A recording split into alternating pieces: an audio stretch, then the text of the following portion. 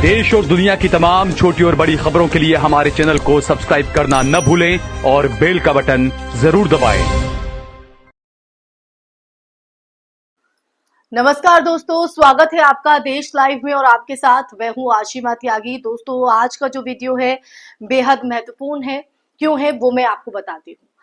भारत के सबसे ऊंचे और कठोर इलाकों में बसा लद्दाख आज एक बार फिर से आग की तरह जल रहा है। लेकिन यह आग किसी हथियार या हिंसा की नहीं है, बल्कि अधिकारों और सम्मान की लड़ाई है। दोस्तों, वो लद्दाख जिसने देश के लिए सीमा पर अपनी हर पीढ़ी की कुर्बानियां दी, आज उसी देश में खुद को ठगा हुआ महसूस कर रहा है। वो लद्दाख। और सबसे चौंकाने वाली बात तो यह है कि इस बार सत्ता ने उस आवाज को दबाने के लिए वही रास्ता चुना है जो हर तानाशाही अपनाती है। गिरफ्तार करो, डराओ और चुप कराओ। जी हां, हम बात कर रहे हैं सोनम वांगचुक की। वही सोनम जिन्हें कभी नए लद्दाख की उम्मीद कहा गया, वही सोनम जिन्होंने जलवायु परिवर्तन से लेकर शिक्षा तक में लद्दाख को नई पहचान दी, वही सोनम जो आज अपने ही अधिकारों की मांग करने पर जेल में है, सलाखों के पीछे है। दोस्तों, आज हम इसी पर चर्चा करेंगे। उससे पहले आप लोगों से हमेशा की तरह अपील, इंसाफ की आवाज को बुलंद करने के लिए और सच्ची पत्रकारिता के लिए हमारा सहयोग करें। साथ ही डिस्क्रिप्शन में दिए गए लिंक को ओपन कर ज्वाइन बटन दबाकर आप हमसे यानी देश लाइव से सीधा जुड़ सकते हैं। दोस्तों, चलिए वापस आज की इस चर्चा पर रुख करते हैं। लेकिन इस कहानी की अगर जड़ें हम आज से नहीं, कई दशक पहले बोई गई थी। दोस्तों, जब भारत आजादी के बाद अपने लोकतांत्रिक सफर पर आगे बढ़ रहा था, तब लद्दाख के लोगों की एक ही मांग थी कि हमें भी इस देश में वही हक मिले जो दूसरों को मिलता है। शिक्षा, रोजगार, जमीन, राजनीतिक प्रतिनिधित्व में भी हमें वही दर्जा मिले जो हमारे अस्तित्व के लिए जरूरी हो जाता है। यही मांग लेकर सोनम वांगचुक के पिता सोमन वांग्याल ने 1970 के दशक में 2 बार आमरण अनशन किया। उस समय केंद्र में इंदिरा गांधी की सरकार थी। दिल्ली में बैठे लोग शायद इस आवाज को नजरअंदाज कर सकते थे। दोस्तों, लेकिन इंदिरा गांधी खुद लेह पहुंची और उन्होंने व्यक्तिगत रूप से उन्हें एक गिलास जूस पिलाकर इस अनशन को तुड़वाया जो सोनम वांगचुक के पिता ने रखा। वो तस्वीर आज भी लद्दाख के इतिहास में एक प्रतीक के तौर पर दर्ज है, जो आप अपने स्क्रीन पर भी देख रहे हैं। एक तरफ जनता का संघर्ष और दूसरी तरफ सत्ता की संवेदनशीलता। अब आपको स्क्रीन पर यह बड़ी तस्वीर भी दिखाते हैं इंदिरा गांधी की, जब उन्होंने यह अनशन तुड़वाया। अब जरा 2025 के भारत की तस्वीर भी देखिए। दोस्तों, वही लद्दाख मांगे, लेकिन अब जवाब में ना संवेदनशीलता है, ना लोकतांत्रिक संवाद है, बल्कि सिर्फ दमन और गिरफ्तारी है। सोनम वांगचुक जैसे शांति प्रिय और अहिंसक आंदोलनकारी को केवल इसलिए गिरफ्तार कर लिया गया क्योंकि उन्होंने आदिवासी दर्जे, पर्यावरण सुरक्षा और संवैधानिक गारंटी की बात की।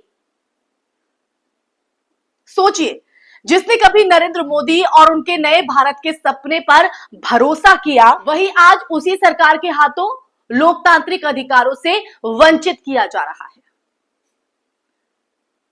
अगर लद्दाख की मौजूदा मांगों की अगर बात करें तो लद्दाख की मौजूदा मांगे क्या है? बहुत सरल है।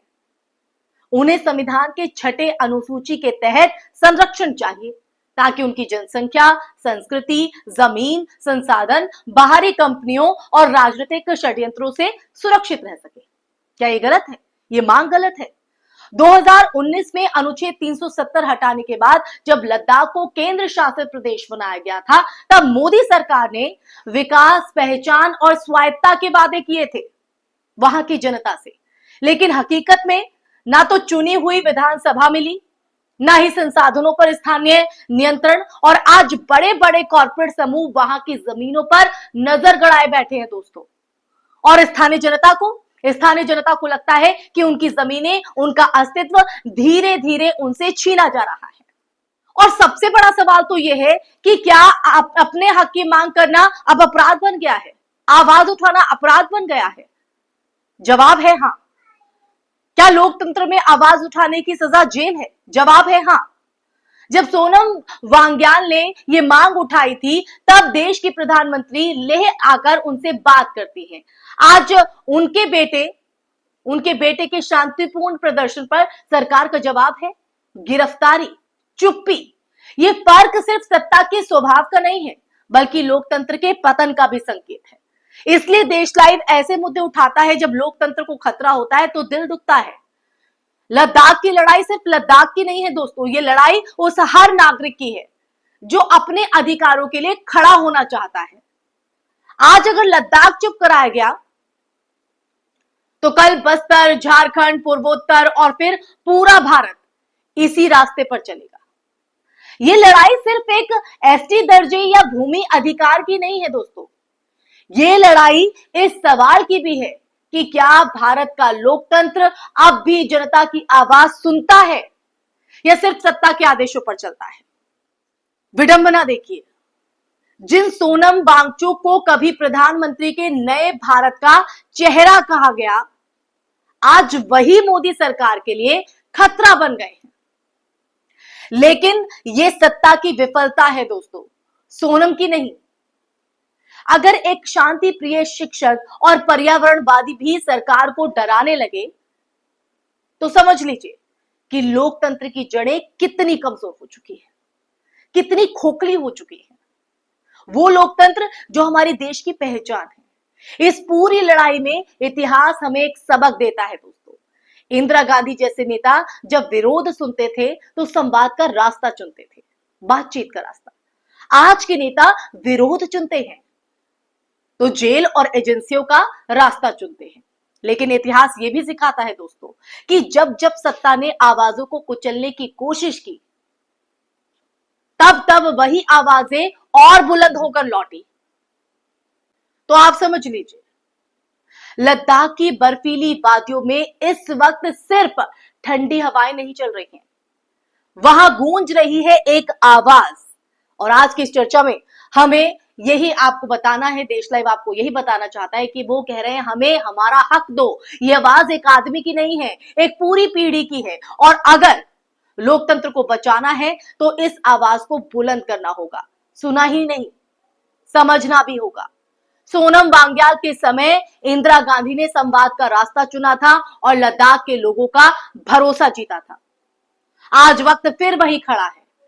क्या नरेंद्र मोदी भी वही रास्ता चुनेंगे या इतिहास में उनका नाम उस नेता के तौर पर लिखा जाएगा जिसने अपने ही नागरिकों की आवाज को जेल में बंद कर दिया?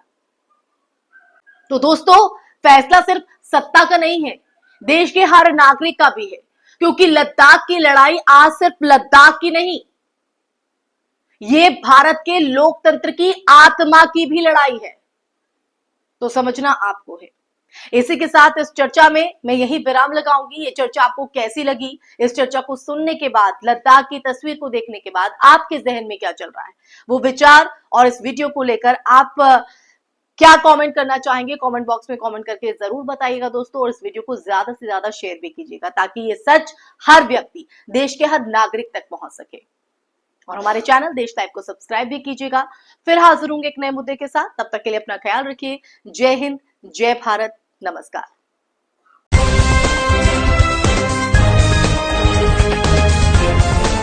देश और दुनिया की तमाम छोटी और बड़ी खबरों के लिए हमारे चैनल को सब्सक्राइब करना न भूलें और बेल का बटन जरूर दबाएं।